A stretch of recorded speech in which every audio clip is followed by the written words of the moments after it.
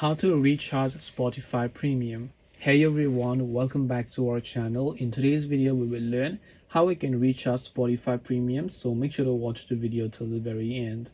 So if you want to actually recharge Spotify Premium, you have to understand that let's say you have a Spotify subscription and you don't actually need to recharge it. What happens is that if your card details are correct and if it's still working properly, Spotify will automatically recharge your plan. But still, if you want to check it, if you're not sure, you can actually try opening it from your browser, not from the app but from your browser. Go to spotify.com and make sure that you sign into the account.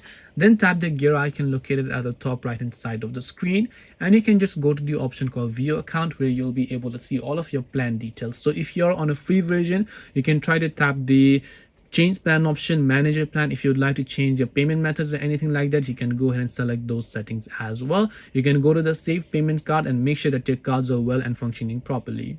This way you can recharge your Spotify, but bottom line is that you don't necessarily need to recharge it because Spotify is going to automatically recharge it for you. But just to check, you can check it from your browser from spotify.com and log into the account. Hope this video was very helpful.